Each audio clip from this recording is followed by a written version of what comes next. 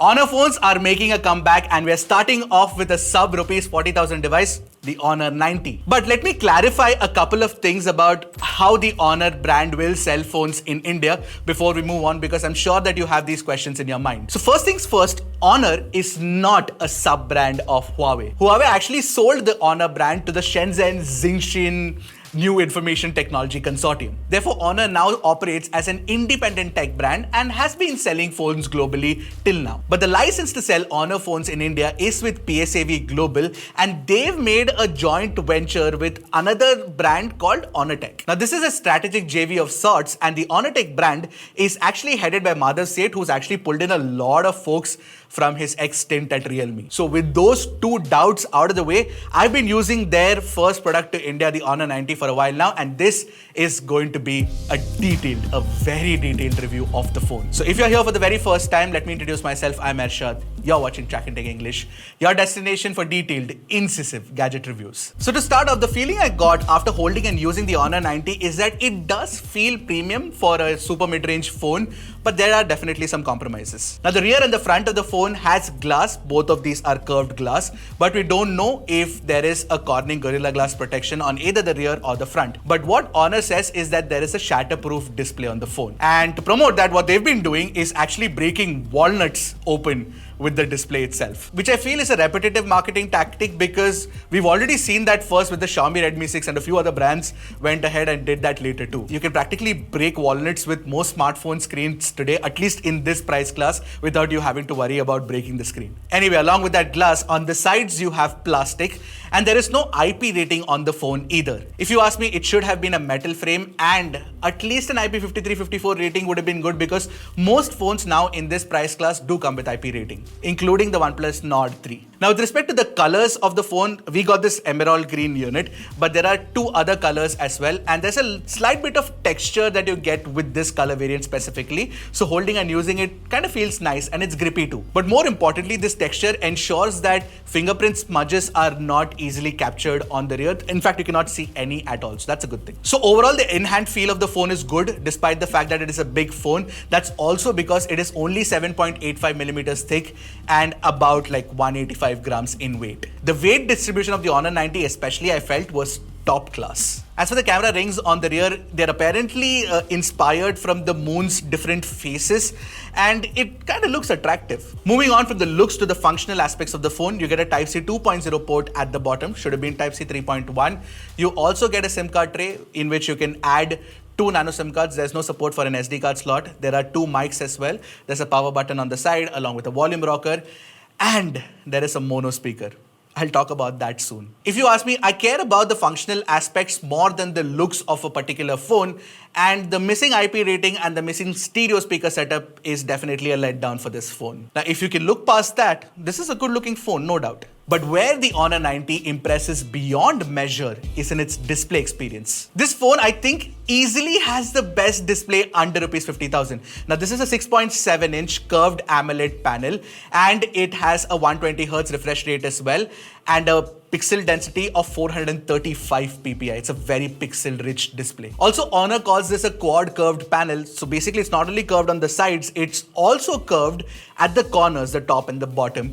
And it kind of looks nice. It kind of looks premium, gives it a sort of like a floating look. Anyway, the phone also has a 360Hz touch sampling rate, and I tested out the touch response. It's extremely fast and responsive. Absolutely no complaints there. Moreover, you get 10-bit colors, 100% DCI-P3 color gamut support as well.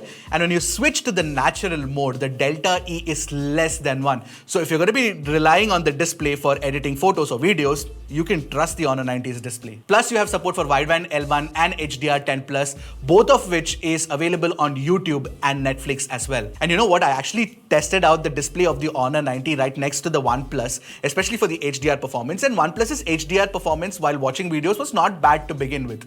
But Honor is actually even better. So we generally check the Faces HDR video while we're testing two phones side by side, and the skin tone rendering is just so good on Honor compared to OnePlus. Honor also has a peak brightness of 1600 nits, which is of course local peak brightness, and this is definitely, top of the class. But one of the most talked about feature of the Honor 90, which makes it proper premium class is the fact that it has one of the safest displays on a phone yet. In fact, it's better than even the S23 Ultra or the iPhone 14 Pro Max. You guys must have guessed it already, and it is the fact that the Honor 90 has a PWM dimming of 3840 Hz, which is the highest yet. This ensures that you get a comfortable, flicker-free display experience even at very low brightness as well. Over and above that, in the software, you've got this circadian night display feature that adjusts the screen's color temperature based on your body's temperature as well. Basically, it makes the screen slightly warmer. And you've got an eye comfort mode that you can schedule, plus you've got a reading mode too, which is called the ebook mode. As for the allied features, you've got an in-display fingerprint scanner, which is fairly fast to unlock. It's placed slightly too low for my taste, but it can unlock fast, so that's okay. But the haptic feedback was a huge letdown. For example, in OnePlus, you get Oppo's O haptic feedback, which is very tightly tuned. But on Honor, the haptic feedback is soft and mushy. But still, the display experience is fantastic. But along with the display, what you will look for is good speakers as well. Unfortunately, there's only a mono speaker on the Honor 90. It's not a bad mono speaker, mind you. It can get loud, it can get rich, and there's enough of bass as well. But right next to something like the OnePlus Nord 3, which offers stereo speakers, it doesn't sound as good, and the OnePlus Nord 3 definitely sounds richer, more dynamic, and more vibrant as well. Take a listen for yourself and let me know what you guys think.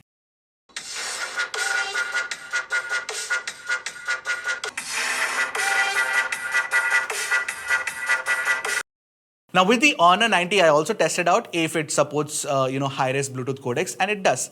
It has Bluetooth 5.0 support with LDAC codec as well. Okay, let's talk about the fact that the Honor 90 has the Snapdragon 7 Gen 1.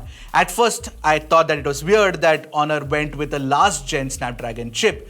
But once I started using it, it stopped bothering me as much. I'll tell you why, but let's get the benchmarks out of the way first. In Antutu version 10, you get a score of over 7 lakh, which is of course lower than what you can achieve with Snapdragon 7 Gen 2, which is present inside the Poco F5. But the storage type on the Honor 90 is UFS 3.1, so you get fantastic storage read-write speeds, so there's no concern there. But when it comes to performance, efficiency, and throttling, Honor absolutely nails it. In fact, I remember this distinctly. Honor was one of the first brands to introduce the performance mode.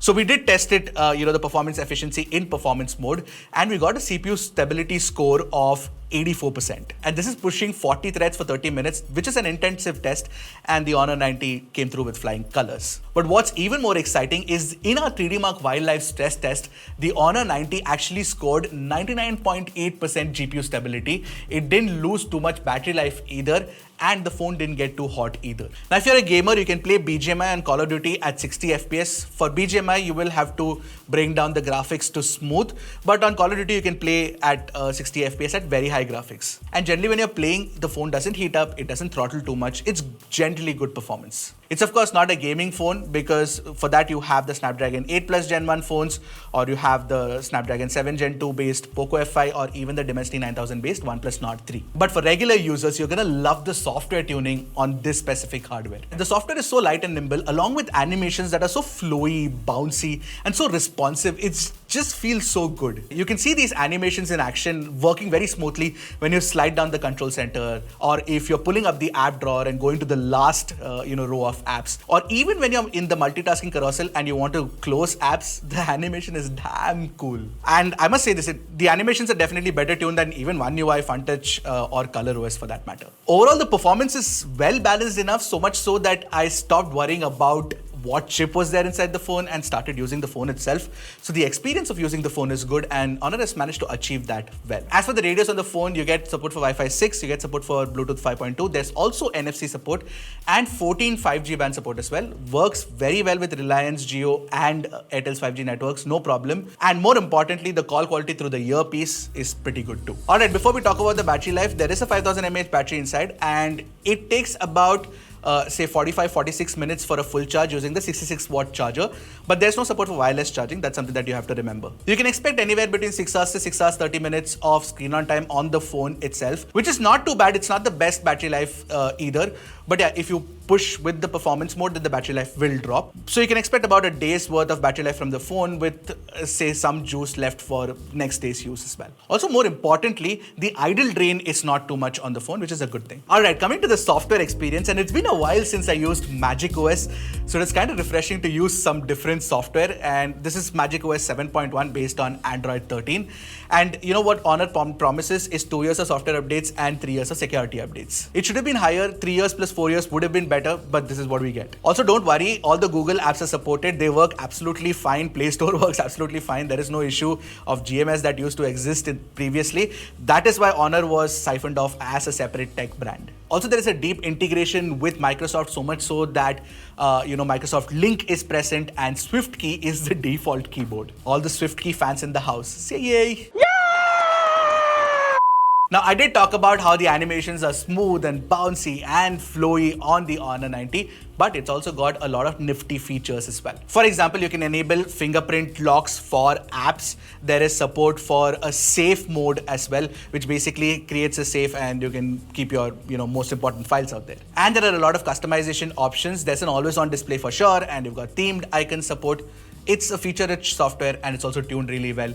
I really like the experience of Magic OS. And I'm actually looking forward to what Honor does with this in the future and for future Honor phones that run Magic OS too. Talking about camera performance, I am going to give this short, primarily because this is a really long video already and I've created a separate camera comparison with the OnePlus Nord 3, which has been sitting here all throughout.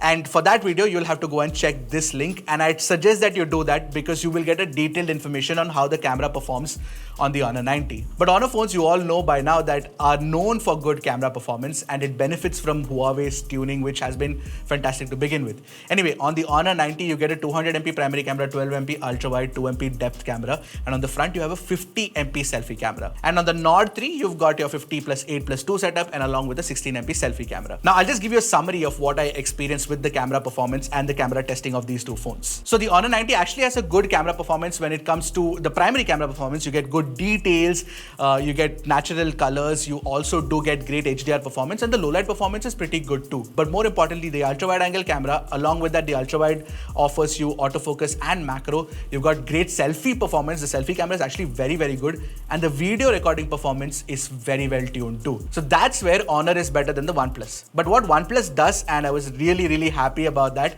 is that OnePlus nails the skin tones really well with the primary camera. The low light performance is good and so is the HDR performance. So OnePlus has flashes of brilliance where Honor actually nails the overall camera performance, making it the better camera phone. But then again, I mean, it's not the best camera phone if that is what you were expecting. So would you guys want a camera comparison with any other phone? Let me know in the comments below and I'll try to do that for you. Alright, so the Honor 90 is priced at 39,999 for the largest variant, which is the 12GB 512GB variant, and 37,999 for the 8,256GB variant. And it definitely goes down in price with some attractive offers, so it can go down to 35,000 depending on what card you have. So one thing's for sure here, Honor is not trying to play the shocking price game with the specs. And I'm sure that a lot of the audience watching this video might find this phone slightly expensive for the specs on offer, especially considering the compromises that have been made, because you do not get stereo speakers, you do not get IP rating, you do not get wireless charging. So all of these are definitely misses. And of course, there's no OIS either. Let me not forget that. Although I must say this, Honor, what it manages to do is give you the best display experience and a very good camera experience too. Also, with respect to the other hardware that's there, the Snapdragon 7 Gen 1, for example, it's been tuned so well that the performance is actually very reliable. So is the battery life and the battery charging speeds. And the software experience is actually good too. So I have a feeling that the Honor 90 will find an audience for itself, but will it become a mass hit? I doubt that. For that, Honor will have to make a phone under rupees 25,000 with good features and good specs. And hopefully we can see something from Honor soon. Let's wait and watch. But this comeback from Honor is not as exciting as we thought it would be, yet the Honor 90 is a good phone. So hopefully this review was good enough for you to make your conclusion of whether you should buy the Honor 90 or not. And I'll leave you to ruminate with that, and I'll see you guys in the next one. Until then, keep tracking and stay safe.